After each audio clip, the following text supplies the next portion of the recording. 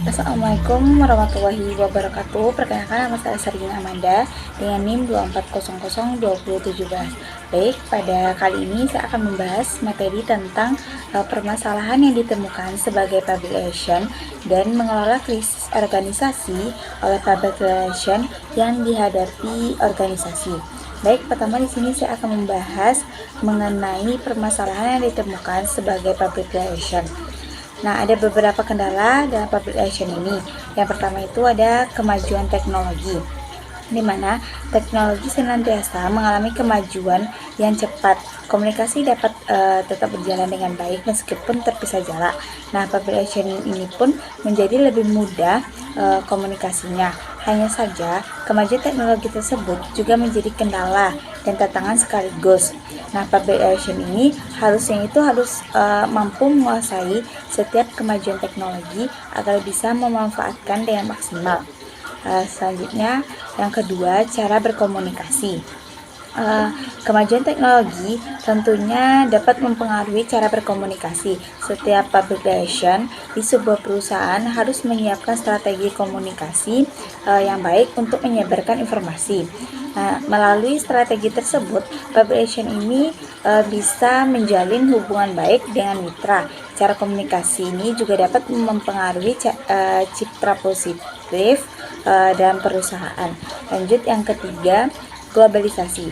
Globalisasi ini juga menjadi hambatan komunikasi dalam bidang public relation.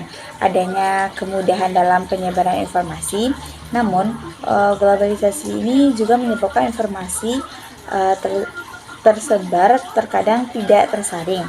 Oleh karena itu, public relation ini harus mampu menyaring informasi sebelum disebarkan. Selanjutnya, yang keempat, pandemi. Pandemi COVID-19 sempat menjadi masalah public relation di Indonesia. Banyak tantangan public relation di masa pandemi. Tantangan tersebut muncul karena adanya aturan pembatasan kegiatan. Tantangan tersebut teratasi berkat kecanggihan teknologi. Berbagai kegiatan yang berkaitan dengan public relation terselenggara secara online. Misalnya saja acara seminar, perusahaan berubah menjadi webinar. Nah, lanjut, kelima, perubahan peraturan, di mana tidak dapat dipungkiri peraturan ini dapat mempengaruhi kinerja public relation. Sayangnya, peraturan seringkali berubah, baik peraturan pemerintah, perusahaan, maupun mitra kerja. Nah, public relation ini harus siap menghadapi perubahan peraturan tersebut, sehingga bisa dengan cepat menyesuaikan diri menyebarkannya, terutama yang berkaitan dengan citra perusahaan. Ada juga menurut Dennis L. Wilcox tahun 2015 beberapa masalah yang ditemukan dalam kegiatan public relation ini. Yang pertama itu kurangnya pemahaman tentang public relation, di mana banyak orang yang menganggap public relation ini hanya sebagai alat promosi, bukan sebagai strategi komunikasi yang komprehensif. Yang kedua, kesulitan mengelola krisis. Banyak perusahaan tidak memiliki rencana komunikasi krisis yang efektif, sehingga respon terhadap isu negatif seringkali lambat dan tidak terarah. Yang ketiga, minimnya evaluasi program public relation. Banyak program public relation tidak dievaluasi dengan baik, sehingga sulit mengukur efektivitas strategi yang telah dijalankan. Yang keempat, kurangnya hubungan baik dengan media. Public relation yang gagal membangun hubungan dengan media akan kesulitan dalam menyampaikan pesan positif kepada publik. Yang kelima, adaptasi terhadap perubahan teknologi. Perkembangan teknologi dan media sosial menuntut public relation ini untuk selalu beradaptasi, tetapi tidak semua organisasi mampu mengikuti perubahan ini dengan cepat. Lanjut ke pembahasan selanjutnya, yaitu mengelola krisis organisasi oleh public relation yang dihadapi organisasi.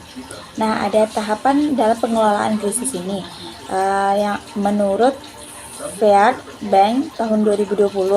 Yang pertama itu deteksi.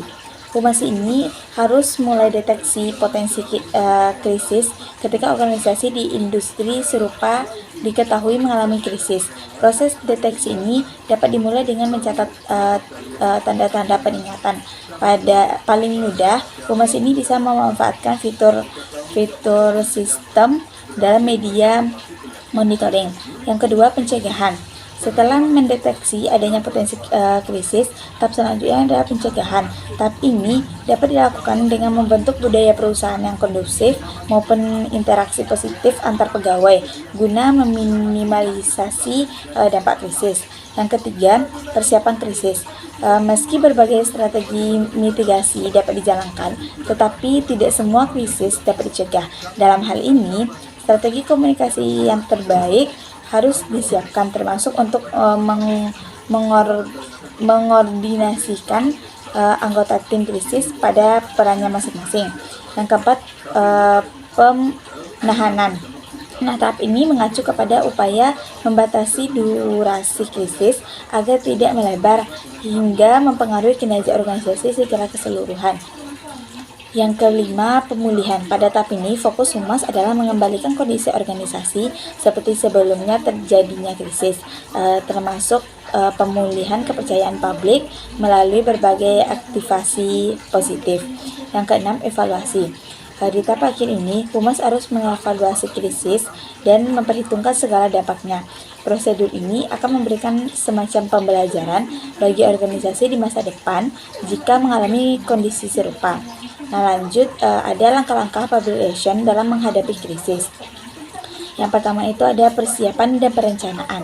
Salah satu langkah terbaik dalam menangani krisis ini adalah dengan memiliki rencana krisis sebelum krisis terjadi, di mana tim public relation ini harus memiliki protokol darurat, menetapkan tim tanggap darurat, dan menentukan siapa yang bertanggung jawab untuk mengelola krisis. Rencana krisis ini juga harus mencakup strategi komunikasi, termasuk saluran yang akan digunakan untuk menyampaikan informasi. Yang kedua, respon cepat. Saat krisis terjadi, respon cepat ini sangat penting untuk mengendalikan situasi, di mana public relation ini harus segera memberikan pernyataan awal kepada publik yang menunjukkan bahwa organisasi menyadari situasi dan sedang mengalami tindakan untuk mengatasi masalah. Yang ketiga, komunikasi transparan dan konsisten. Transparansi adalah kunci dalam menghadapi krisis, di mana publik ingin tahu apa yang sedang terjadi, bagaimana masalah yang diselesaikan, dan apa yang dilakukan organisasi untuk mencegah hal serupa di masa depan. Public relation harus memastikan bahwa semua komunikasi yang keluar konsisten dan menyampaikan pesan yang serupa berbagai platform. Yang keempat, mengelola media sosial. Media sosial adalah saluran penting dalam komunikasi krisis. Public relation ini harus aktif memantau dan merespon informasi yang berada di media sosial, memastikan bahwa tidak ada informasi yang salah atau hoaks yang menyebar. Nah, menggunakan media sosial ini sebagai platform untuk menyampaikan informasi resmi dapat membantu mengendalikan narasi krisis. Yang kelima, evaluasi dan tindak lanjut. Setelah krisis mereda, penting untuk mengevaluasi respon krisis dan belajar dari pengalaman tersebut. Public relation ini dapat melakukan evaluasi tentang apa yang berjalan dengan baik dan apa yang perlu diperbaiki di masa depan. Selain itu, tindakan perbaikan yang nyata perlu dilakukan untuk memulihkan kepercayaan publik. Lanjut, ada tantangan yang dihadapi public relation dalam krisis. Yang pertama itu kecepatan penyebaran informasi, di mana di era digital informasi menyebar dengan sangat cepat, termasuk rumor dan informasi yang salah. Public relation harus dapat bertindak cepat untuk mengatasi informasi negatif yang beredar. Yang kedua, tekanan dari publik dan media. Saat krisis terjadi, media dan publik seringkali memberikan tekanan besar untuk segera memberikan jawaban. Ini bisa menyebabkan respon yang tergesa-gesa dan berpotensi menimbulkan kesalahan jika tidak dikelola dengan hati-hati. Yang ketiga, menjaga konsistensi pesan. Dalam situasi yang penuh tekanan, sulit untuk memastikan bahwa semua pihak di organisasi menyampaikan pesan yang konsisten. Public relation harus berperan dalam menyelaraskan semua komunikasi internal dan eksternal.